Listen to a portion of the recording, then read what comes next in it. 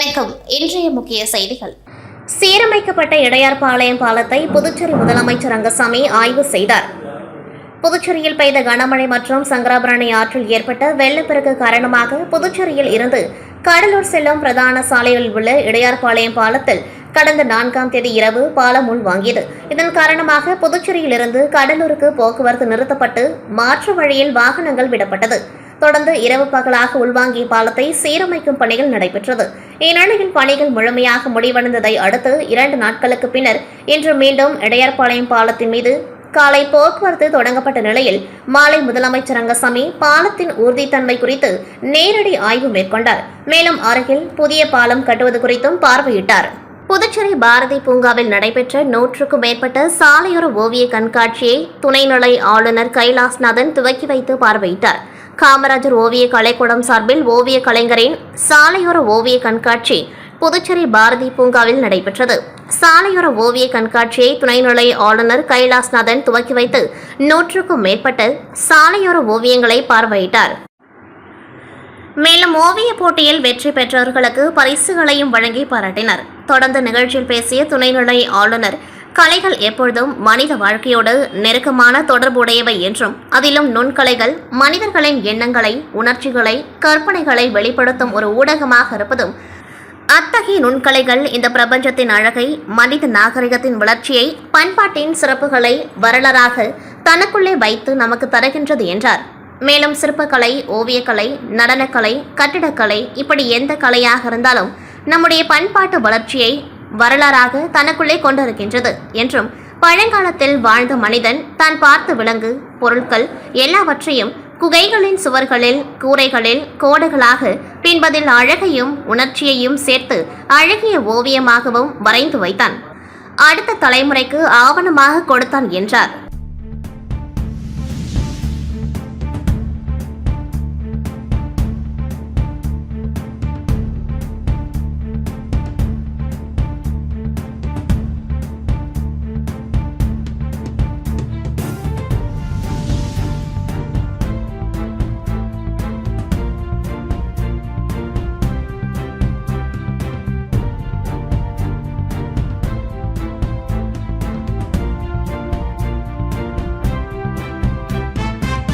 புதுச்சேரி சின்ன வீராம்பட்டினம் பகுதியில் 100 ஆண்டுகளுக்கு மேல் இயங்கி வந்த அரசு தொடக்கப் பள்ளியை இடமாற்றம் செய்ய எதிர்ப்பு தெரிவித்து மக்கள் போராட்டத்தில் ஈடுபட்டனர். புதுச்சேரி சின்ன வீராம்பட்டினம் பகுதியில் 100 ஆண்டுகளுக்கு மேல் பழமை வாய்ந்த அரசு தொடக்கப் பள்ளி இயங்கி வருகின்றது.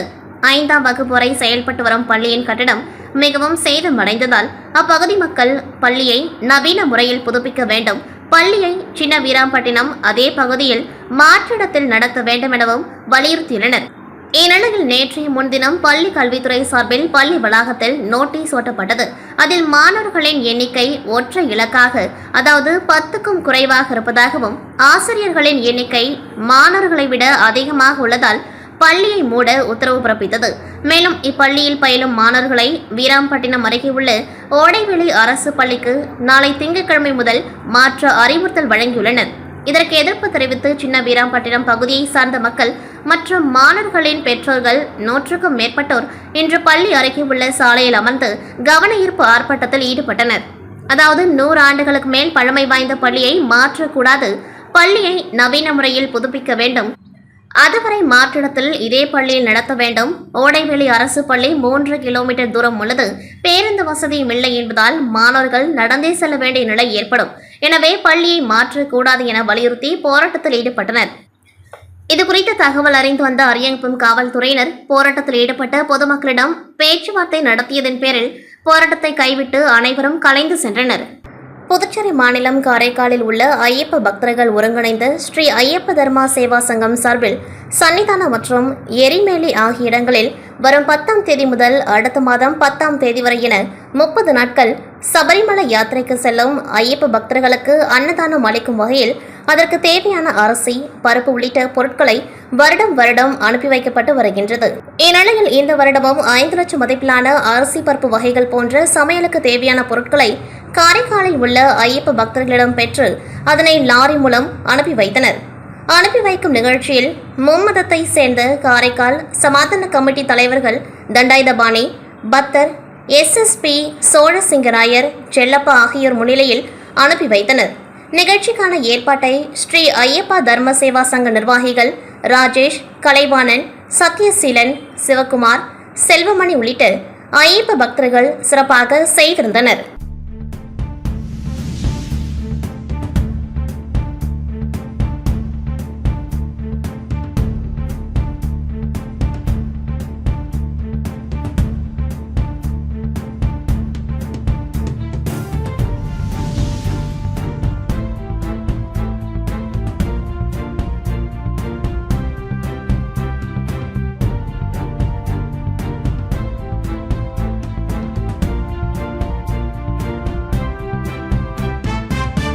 பெஞ்சல் புயல் மற்றும் மழை காரணமாக கடலூர் தென்பெண்ணை ஆற்றில் ஏற்பட்ட வெள்ளப்பெருக்கால் தங்களது உடைமைகளையும் வாழ்வாதாரத்தையும் இழந்து பாதிக்கப்பட்ட குடும்பங்களுக்கு கடலூர் மாவட்ட எம்எல்ஏ கோ ஐயப்பன் சின்ன கங்கனாங்குப்பத்தில் மருத்துவ முகாம் அமைத்து மக்களுக்கு இலவச மருத்துவமும், அதனைத் தொடர்ந்து ஞானமேடு, உச்சிமேடு, குண்டுப்புலவாடி, தாழங்குளா ஆகிய பகுதிகளில் வசிக்கும் 3000 பேருக்கு ரூபாய் 18 லட்சம் மதிப்பிலான அரிசி, பிரெட், பிஸ்கட், பெட்ஷீட் ஆகிய பொருட்களை எம்எல்ஏவின் சொந்த நிதியில் வழங்கினார்.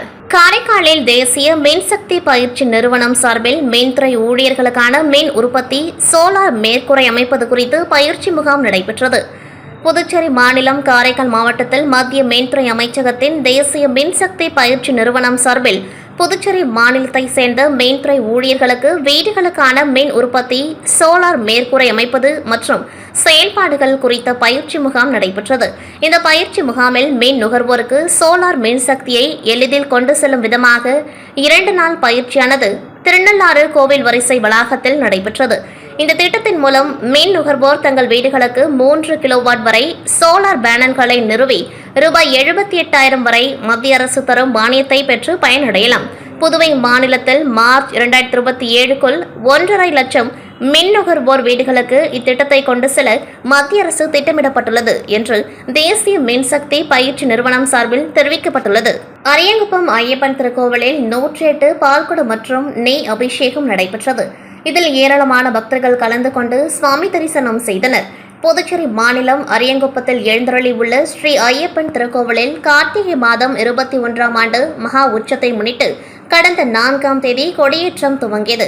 ஐயப்பனுக்கு சிறப்பு அபிஷேகம் செய்யப்பட்டு சுவாமி வீதி உலாவும் நோனாங்குப்பம் சுண்ணாம்பாற்றில் ஆராட்டும் நடைபெற்றது.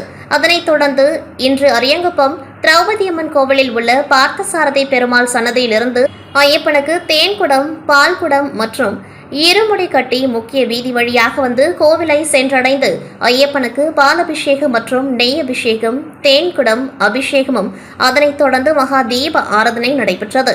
இதில் ஏராளமான ஐயப்ப பக்தர்கள் மற்றும் பெண்கள் சுவாமி தரிசனம் செய்தனர். பின் அருள் பிரசாதமும் அன்னதானமும் நடைபெற்றது. இவ்விழாவிற்கான ஏற்பாடுகளை ஐயப்பன் திருக்கோவில் அறங்காவலர் குழு மற்றும் ஐயப்ப சேவா சங்கம் செய்திருந்தனர்.